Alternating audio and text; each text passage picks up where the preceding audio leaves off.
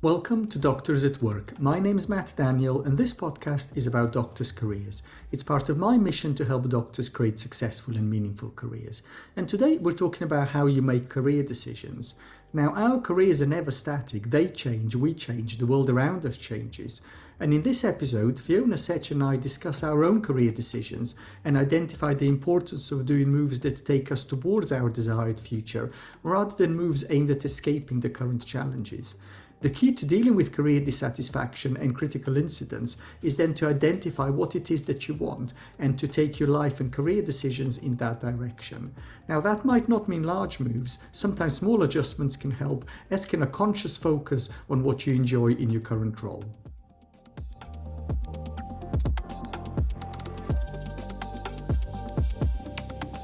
Welcome, Fiona. Tell me a little bit about yourself. Hello, Matt. Thank you for inviting me to take part in your podcast. So I'm Fiona Setch. I had a first career as a nurse, which I really enjoyed. And my last clinical job was a charge nurse at an AIDS hospice in London, which I had been working in the AIDS, HIV and AIDS field for about 8 years. And I decided that I wanted to continue with leadership, not management.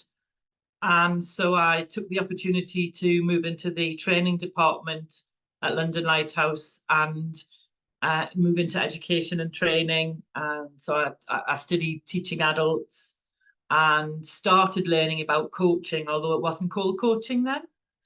And so then I moved back to the Northeast and worked for Marie Curie Cancer Care, doing staff development. So that was developing the porters, the nurses, the kitchen staff, the volunteers, and the doctors and nurses. And they had an organisational restructure, and they made the post that I was in and I loved redundant. So I wasn't sure what I wanted to do. I knew I didn't want to be the regional manager, which was the post I was expected to apply for.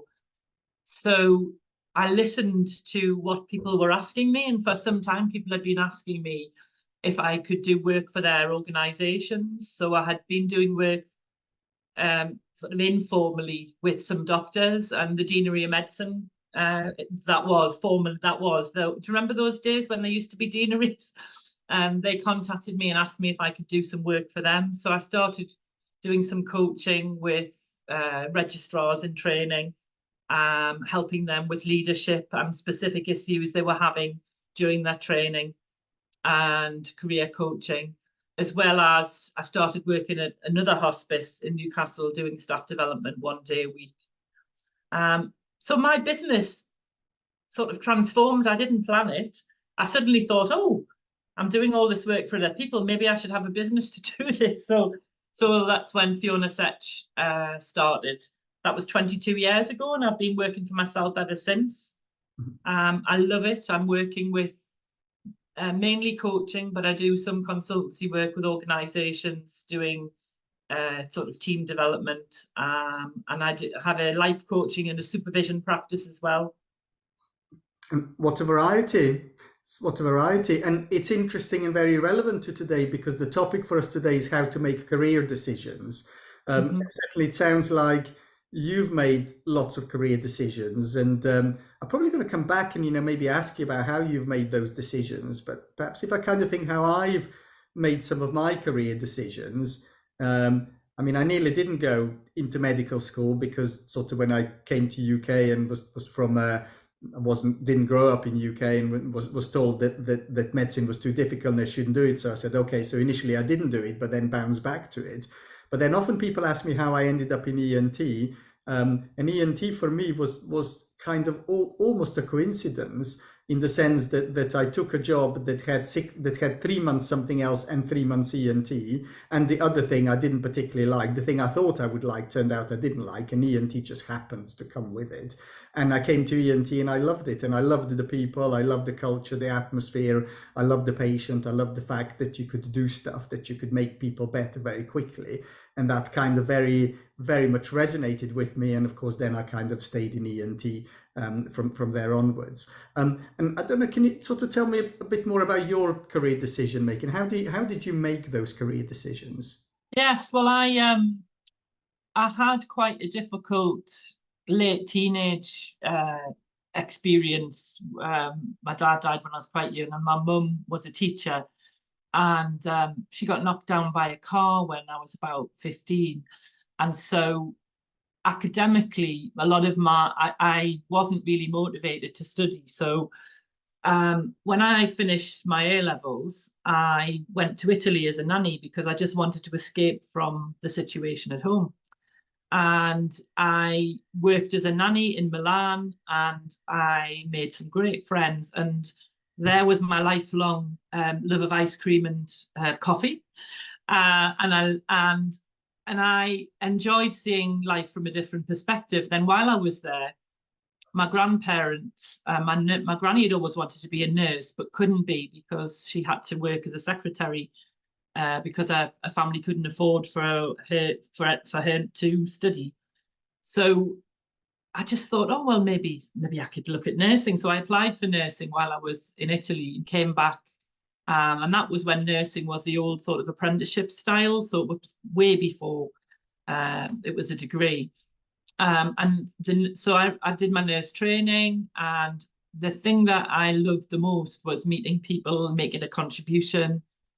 I learned loads from people who um, seemed to have forgotten what it was like to be learning, and they had a uniform, they were qualified, or they were a consultant, and the way that they spoke to people, I just was always paying attention to how it made people feel, and I guess I was banking it up for future reference, really.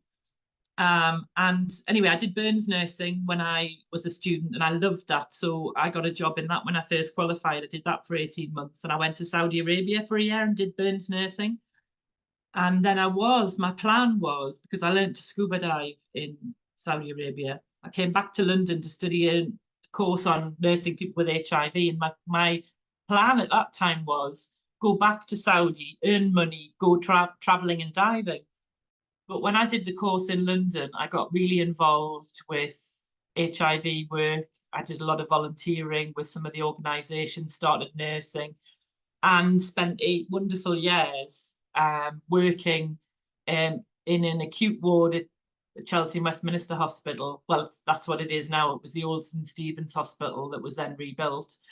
And had some really profound experiences, which nursing people my age who had and having friends that were HIV positive made me think about my own mortality and really what did I want to do with my life. And one of my friends, when I was helping him plan his funeral, my dear friend Trevor, who I'd met on night duty when I first went to London, we were planning his funeral, and he said to me one day, "That's enough about me. What are you going to do next? Because you've been doing this for a while now." And that gave me the sort of kick up the backside to really think about what I wanted to do. And I was clear I didn't want to be a manager, but I loved the leadership aspect. I guess echoes from when I was a student and observing the way that the people who were the people that made people feel good about themselves and their roles. They were the ones who listened. They were the ones who empowered, who acknowledged what people were doing. And so I guess that sort of got me thinking about, well, perhaps I could work in education. And I remember sitting with my clinical supervisor in the garden at London Lighthouse, being really upset because I thought I'm leaving the nursing profession, which felt very dramatic. And my supervisor said, "You know what? If you don't like it, you can always get another job in nursing." Which, when you're qualified in healthcare, there's always a job for us, isn't there? So I moved, I transitioned, and it was the best thing I ever did. So I'm able to make a difference to patients, but I'm able to make that through making sure that the healthcare professionals are well supported, whether that's a volunteer or a nurse or a doctor, making sure that they are looking after themselves. So they're the best, they bring their best selves to work. Or if they need some support because they're really struggling with the workload or with emotionally how they're feeling, then being able to now be in a coaching capacity to help them to be their better selves. That might mean taking some time out. That might mean looking at what they can do differently. So that's where my career has been, really. And lockdown is quite difficult because all the work I do is icing on the cake, really.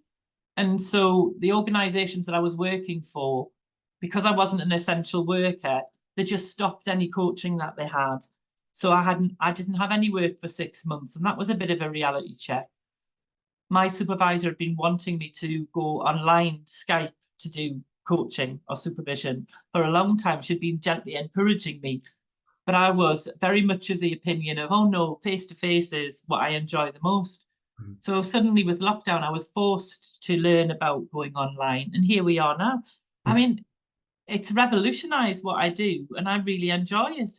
Yeah, absolutely. And it's interesting if I kind of extract the decision making. So, my decision making in terms of how I ended up in ENT, it was just coincidence. I found somewhere and it felt right, and I stayed. And I was lucky to walk into something and think, yeah, this is my family, this is my world.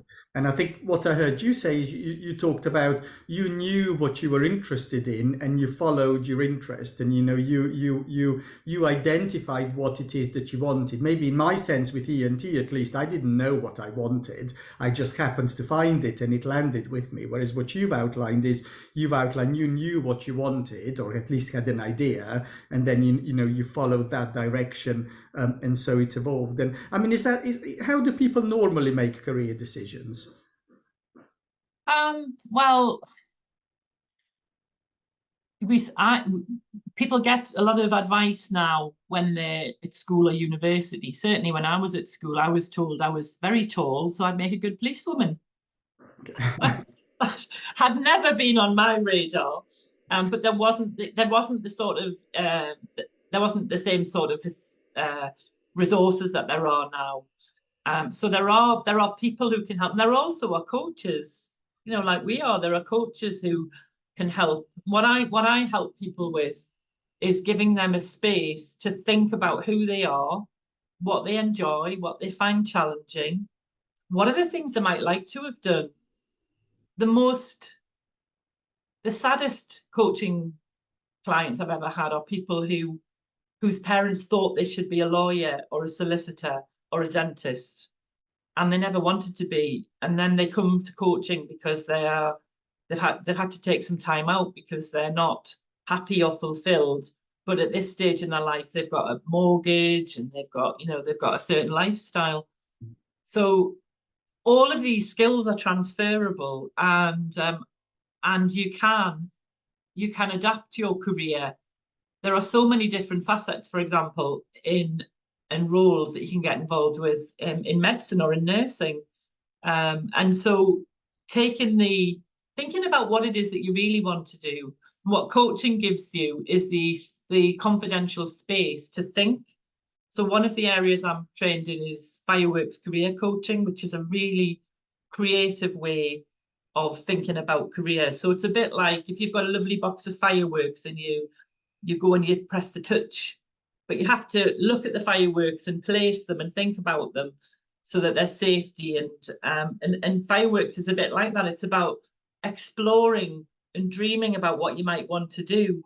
And back then, when I was nursing, if you told me that, in 30 years' time, you'll be running your own business and you'll be helping people make decisions about their careers, and you'll be running training courses online for the NHS, I would have thought, this job didn't exist back then.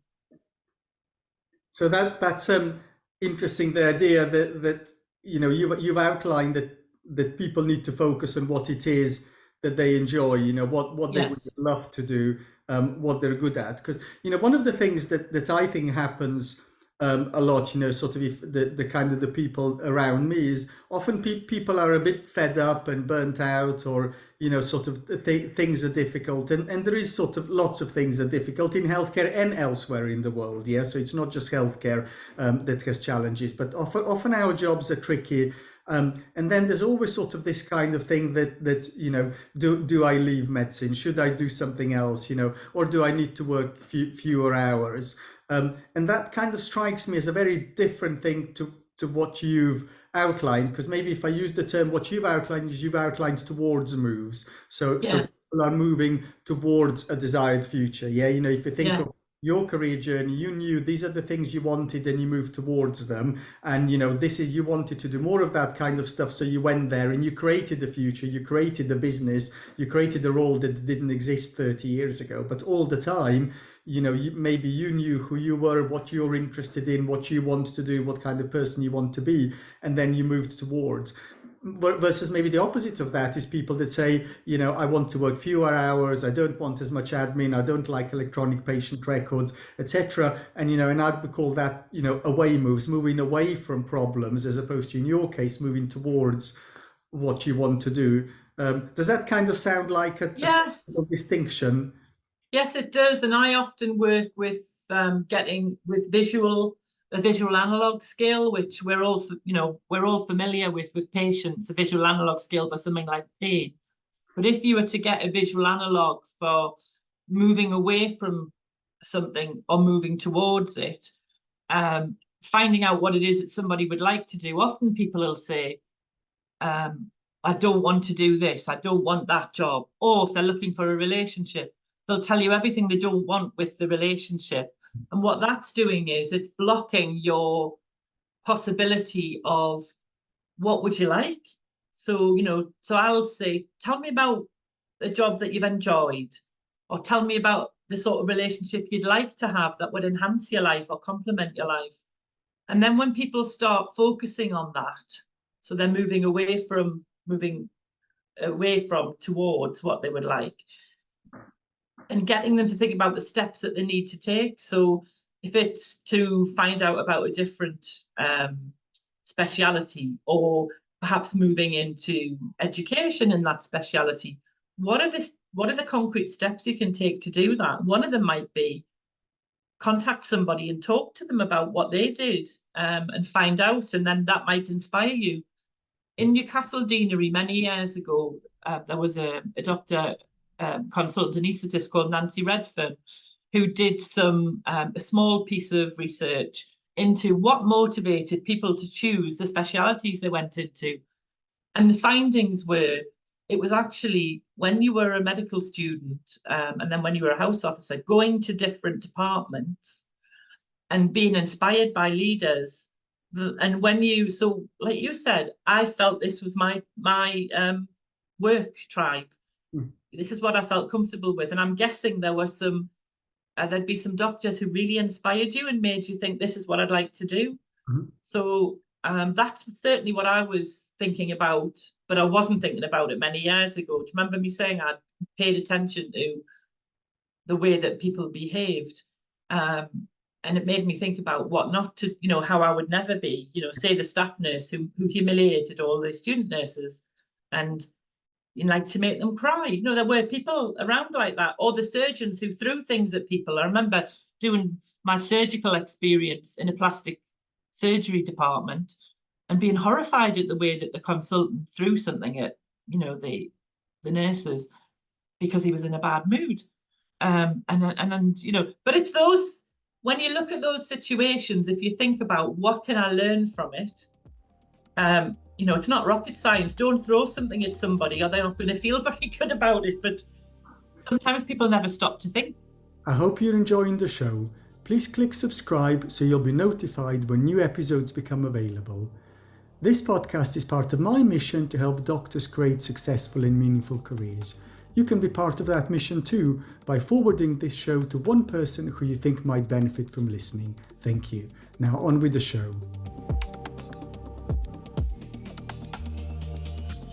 So it's that flick from what don't I want, you know, into what do I want, and maybe I just want to spend a little bit more time on the what don't I want, on the away moves, and then before we can put that to rest. Because at the beginning you said there'll be people who, you know, let's sort of say did medicine because the families wanted them to do it, or because they didn't realize what it was like, or they knew what it was like, but then 10 years later things are completely changed, yeah, for whatever reason. But let's say sort of there's somebody who's done it but now they've got a family, they've got a mortgage, sort of financially, the reality is that medicine is relatively well paid, and yes, there are better paid jobs out there, but it's not going to be that easy to find sort of a job that pays as well as medicine might pay. But that kind of person is a little bit stuck.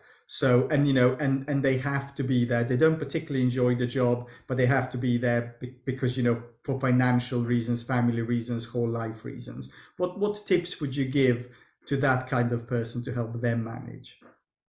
So one of the things that I do with my clients who might be in that situation is they would book some sessions of coaching so that they knew they had a space to come. And because we can work in this world now, they don't have to travel. They can do it from the comfort of their own office or home or wherever they want to do it. And it's actually getting them to think about their job, but maybe from what it was like when they first went into it, because sometimes people kind of lose what motivated them, and what might sometimes on a good day motivate them gets lost because they're tired, or they're, all the extra demands that they have on them. So sometimes it's getting back to what brought you into medicine and looking at your job plan now. Which are the bits that you enjoy? Which are the bits that you would like to pause or delegate to somebody else? And then thinking about, firstly, that process can sometimes give people the thought that actually I could change the hours that I work, carve out some time for myself. That might help me feel better about where I am in my career. Or it could be that they decide they actually want to change the role they're in, or make a sideways move into, a horizontal move into a different type of role, looking at all the different roles that are available. So it's spending time and getting them to think about who are they and what would they like to, what do they think they would like to be doing that would help them feel more fulfilled. I've coached some people who said things like, I need to work as many hours as I can now when my children are young, because when they're older, then I'll have time to spend with them. And I've said to a couple of people, maybe by then your children won't know you. So do you have to have that driver of work so hard now? Are there other things that you can do to fulfill that part of what you're thinking about? But I think sometimes people they get into one way of thinking and they just haven't got any time to think. So what I offer them is a space to really think about who they are as a human being, and not just about their role as a doctor. And there are many wonderful aspects to the work that they do, but there's also other things they're interested in. So my husband's a vet, and his career is similar, it's similar sort of trajectory to medicine. And when we had our son, because we didn't have a lot of family who could support us, because I had a group of people on a presentation skills course, which meant I couldn't leave. When we got a phone call from the nursery to say Jamie had conjunctivitis and somebody you had to come away, and everyone on our list, nobody could come. So that critical incident of our childcare made us look at how could we manage things. And he decided to stop working full time and to condense his hours. So he started working three long days and one, and then he would do on calls once a month. And actually, that really helped his relationship with Jamie, because he would have worked ridiculous hours and never known him. But this gave him the opportunity also to do some of the things. So he just rediscovered his love of music. He started having guitar lessons. He now rows on one of his days off. And then we occasionally have time together, which is really lovely. But it's usually some kind of critical incident, something that's happening at work or at home, or an illness that makes you stop and think about it. If you can be thinking about it without having that critical incident, it might come from a better place of, well, I can only do this. That there are a whole range of things that we can do if we allow ourselves the space to do it. So it's that people assume that things are fixed and nothing can be done, or people assume that it either stays exactly the same, or I do some kind of massive radical shift in a totally different direction. But actually what you've outlined is maybe, first of all, I think you've outlined a slight mindset shift, which is, Mm-hmm. okay, what do I enjoy? Why am I doing what I'm doing? So it's Mm-hmm. recognizing that even if you don't change anything, you can look for the opportunities that are good. You can look for stuff that you enjoy. You can say, why am I doing that? What do I enjoy? And if I enjoy connecting people, I enjoy making people better, I enjoy communication, sort of whatever it is that you enjoy, is valuing those things. Even if nothing changes about the job, you can focus on valuing the stuff that's important to you. And that kind of goes a long way. So even the choice might be, I can't make any big decisions, and sort of, and there are things that are really difficult, which often are. But despite that, there are things that are good about my job. There are things that I can enjoy, and consciously maybe focusing on those bits, as you said, why am I doing that? What do I enjoy?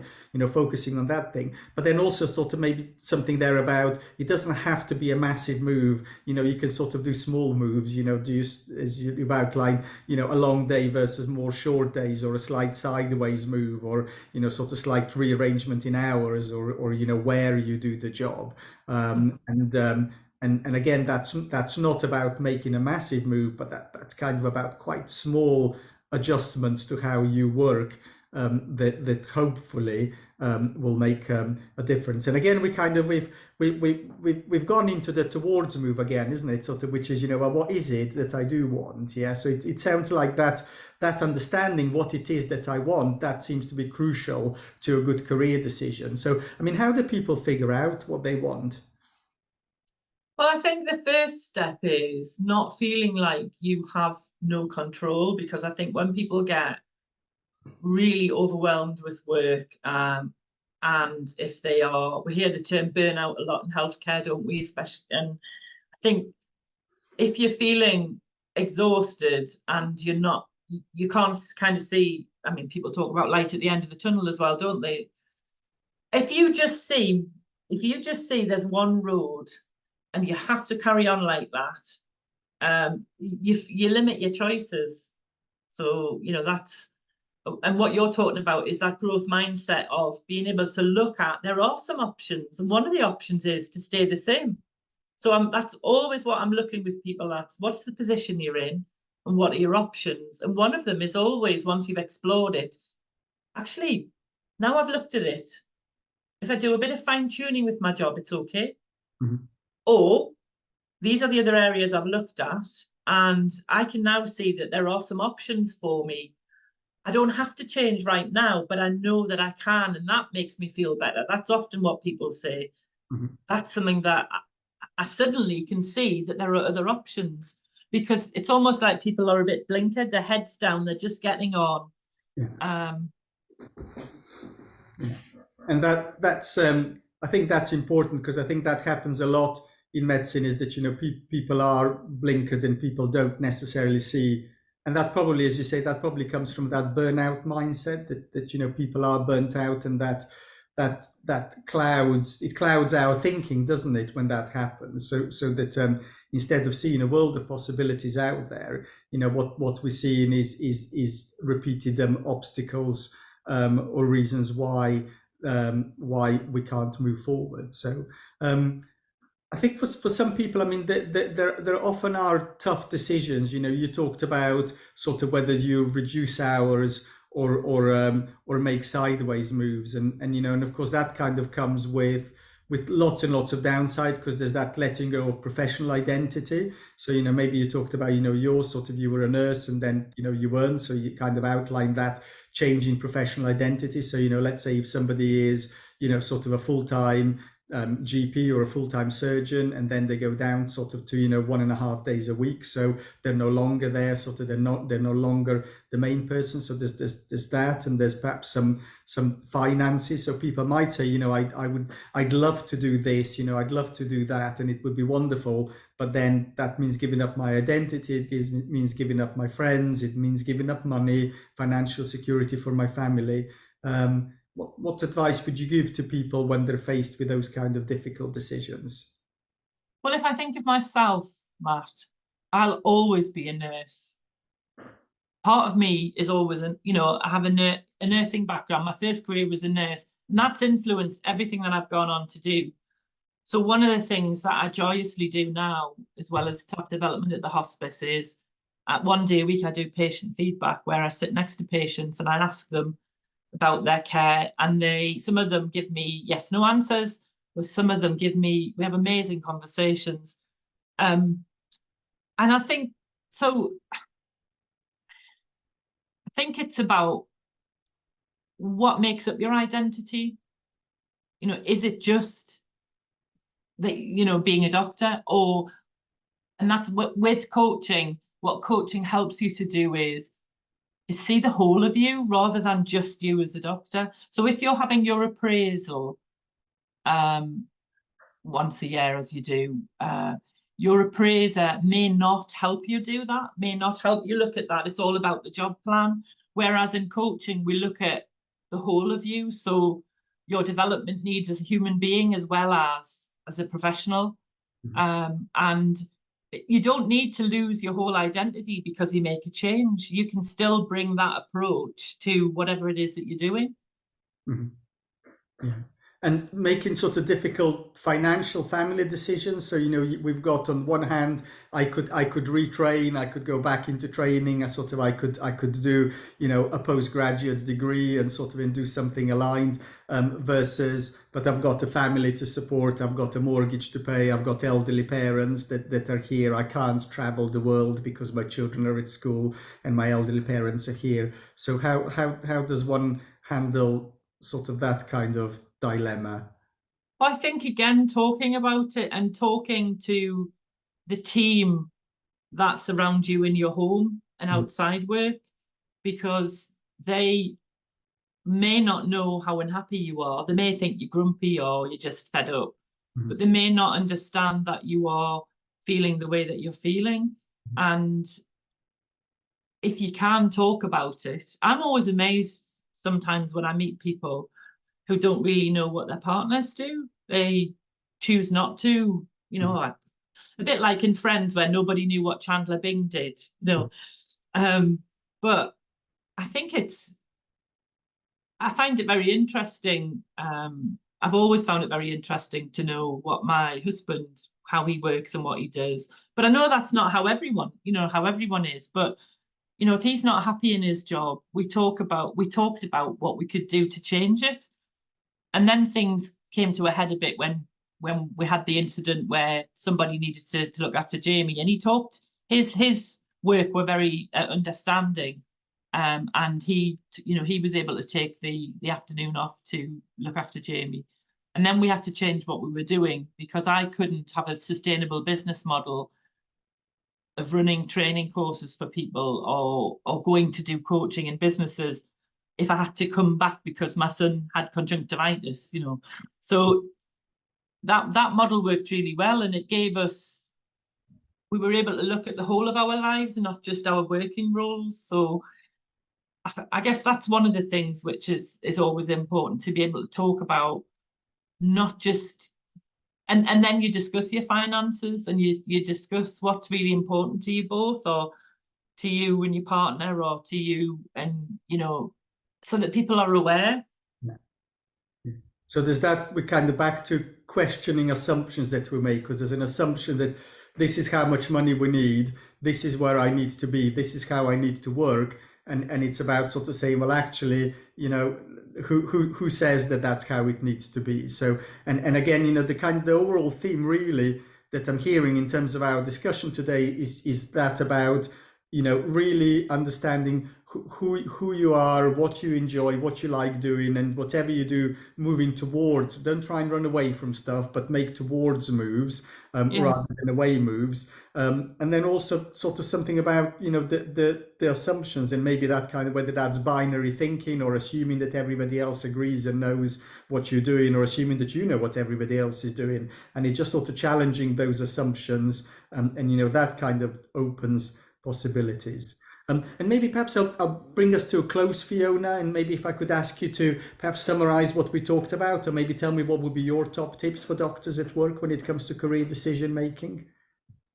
Well, one of the metaphors that I use a lot in my coaching and in my life is stopping to smell the roses in life. Because if you think of a rose bush, you'll have blossoming flowers, you'll have thorns, and you'll have buds that are coming, just about to come into blossom. So if you think of your career, there are things that you quite enjoy or that you really enjoy. There are thorny things, and there are things that might come to fruition. But it's about how you tend that. It's about how you water the plant. It's about how you cut it back if it needs cutting back. And I think there are times in our lives where we need to really stop and cut back on where we are and think about, why are we doing this? How are we spending our money? What do we do? What do we need to do? So I think stopping, I'm a coach. I would obviously advocate that people have coaching. But if you've never had coaching before, just try it out, because I think you'll be amazed at what happens. It's not about performance management. It's about you discovering your authentic self, looking at the options that you have, discovering options that you never knew you had, and then giving you a space where you can think out loud, where nobody's going to ask you or judge you, but help you to find out what you would like to do. And if you can, take some steps to getting there. It might not be you'll do it next week, but you might have a plan that you're moving towards what it is you really want to do, rather than being unhappy or moving away from it to just being unhappy, frustrated, feeling that you don't have any control. By having options, it opens up possibility or curious thinking, rather than ruminating thinking, which is just spiraling down to being fed up. What we do in coaching is we open up what I call curiosity or possibility thinking by being curious about your career. And we know that our neurobiology, if you even just say the word curious, you get a little hit of dopamine, because it makes us go, ooh, well, that might be possible. I'm very glad sitting in the garden at Lighthouse in 1993 or 1992, whichever year it was. I remember sitting with my supervisor, being quite upset that I was thinking of leaving nursing. And he said to me, look, if you move into education and training, if it's not right for you, get another nursing job. Now, if I hadn't done that then, we wouldn't be sitting here talking now. I might be a stressed out manager in some NHS unit, or I might have retired early.